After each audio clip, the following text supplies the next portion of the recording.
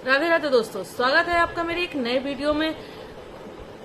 ये वीडियो मेरे एग्जाम के ऊपर है कि मैंने कौन सा एग्जाम दिया था। मैंने ये तो बता रखा था, शायद एक वीडियो में मैंने बताया भी था कि मैं राजस्थान चतुर्थ श्रेणी कर्मचारी का एग्जाम देने जा रही हूँ। तो मेरा एग्जाम था 20 तारीख को। ये वीडियो भी 20 को या 21 को आना चाहिए था, लेकिन वहां नेटवर्क इश्यू था और टाइम भी नहीं मिला। पहले टाइम नहीं मिला, उसके बाद हम गांव में चले गए थे। गांव में नेटवर्क बिल्कुल नहीं आ रहा था, इसलिए ये वीडियो नहीं आया। कोई भी वीडियो नहीं आया था, क्योंकि जब नेटवर्क में बहुत प्रॉब्लम हो रही है तो फिर वीडियो तो आना पॉसिबल ही नहीं था। तो ये वीडियो आ जा रहा है, लेकिन जो भी है मैं आपको अपने एग्जाम के बारे में बता देती हूँ कि मेरा एग्जाम कैसा हुआ था।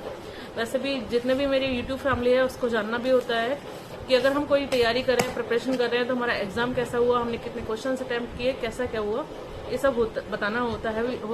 ठीक भी रहता है कि मैं अपनी जो भी लाइफ में मैंने एग्जाम दिया है, जो भी किया है, वो मैं आपके साथ शेयर करूं। मेरे कैसा फील रहा, उसके लिए कैसा एक्सपीरियंस रहा। मैं राजस्थान में जो चतुर्थ श्रेणी कर्मचारी की वैकेंसी निकली थी, उसके लिए फॉर्म फिल किया था, वही एग्जाम देने गई थी। क्योंकि मेरे इस समय जो भी रिक्वायरमेंट है वो है एक गवर्नमेंट जॉब। मेरे लिए बहुत ज्यादा रिक्वायर है इस समय कि वो मुझे मिल जाए किसी भी तरह से। तो वैसे भी किसी के लिए भी ये चीज मैटर नहीं करनी चाहिए कि जॉब कौन सी है, कैसी है। अगर हम प्रिपरेशन गवर्नमेंट जॉब की कर रहे हैं तो मेन हमारा टारगेट होना चाहिए कि हम पहले एक जॉब ले लें, एक जॉब हमें मिल जाए, हम एक बार अपने लाइफ में जो अचीव करना चाहते हैं वो अचीव कर लें। उसके बाद हम नेक्स्ट हमें जहां जाना है, जो हमें चीज चाहिए वो हमें अचीव करने की फिर कोशिश करनी चाहिए। कभी भी हमें ये सोचना नहीं चाहिए कि छोटी है जॉब या बड़ी है। ये चीज सोचकर हमें अपना कोई भी मौका छोड़ना नहीं चाहिए। तो मैं इस जॉब के लिए गई थी, इसका एग्जाम देने गई थी। तो एग्जाम की प्रिपरेशन तो आपको पहले ही बताया कि मेरे 2-3 महीने से काफी इश्यूज चल रहे थे। मेरे बेटों की हेल्थ प्रॉब्लम थी, मेरी हेल्थ प्रॉब्लम थी, तो स्टडी तो बहुत नहीं थी। तो मेरी प्रिपरेशन कुछ खास अच्छी नहीं थी, मेरे अकॉर्डिंग बहुत ज्यादा अच्छी नहीं थी, लेकिन जितना भी टाइम मिला मैंने उसमें अपना 100% करने की कोशिश की थी।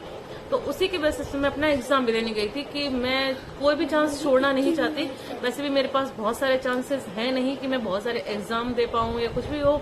अगर मैं कोई फॉर्म फिल करती भी हूं तो मेरे हस्बैंड अगर घर ना हो तो मैं एग्जाम देने नहीं जा पाती, क्योंकि मैं अपने बेटों को किसी के पास छोड़कर नहीं जाती।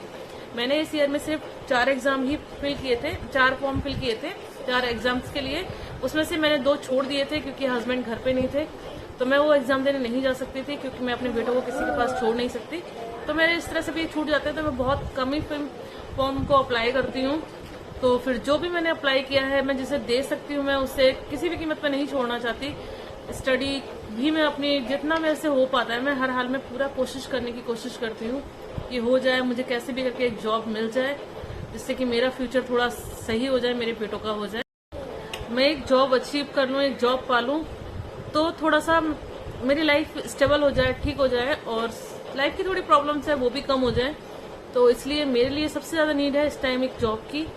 प्राइवेट में कर नहीं सकती हूँ, मुझे सिर्फ एक गवर्नमेंट जॉब चाहिए, फिर वो चाहे 4th श्रेणी की हो, कोई भी हो, डजेंट मैटर, बस मुझे एक जॉब चाहिए। तो मैं अपना 100% देकर आई हूँ। मैंने उसमें क्वेश्चंस जब अटेम्प्ट किए तो मुझे राजस्थान वाले जो क्वेश्चंस थे बहुत ज्यादा नहीं आ रहे थे। करंट के भी काफी क्वेश्चंस मुझे नहीं लग रहा था कि मुझे आ पा रहे थे। जो मैंने पहले क्वेश्चंस किए, जो मुझे लग रहा था कि मैं 100% श्योर हूं इनमें, वो मेरे करीब 70 के आसपास थे वो क्वेश्चंस। और उसके बाद में मैंने कोई क्वेश्चन जो याद भी था, तो 2 दिन बाद मैं अपनी मतलब वहां से तुरंत ही निकलना था, तो 1-2 दिन बाद फिर मुझे ज्यादा याद भी नहीं रहे। फिर वो क्वेश्चन सामने आएंगे तो पता है कि हाँ ये क्वेश्चंस थे, तो मैं ना उनको टैली किया, कुछ भी नहीं किया है। बाकी कुछ मैंने जो डाउट में, फिर जो बिल्कुल 100% थे वो तो मैंने किए, वो करीब 70 के आसपास ही थे, 70 से शायद थोड़े कम ही थे।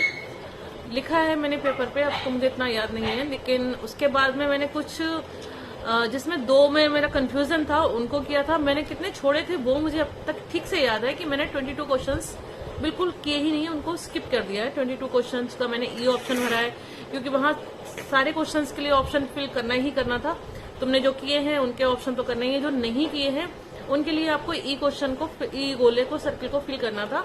लेकिन करना जरूर था। अगर हमने ई सर्किल फिल नहीं किया है तो वो हमारे लिए नेगेटिव में जा रहा था, उसके मार्क्स हमारे कट हो रहे थे। तो वो करने के लिए, ई ऑप्शन भरने के लिए हमें अलग से 10 मिनट्स भी मिले थे।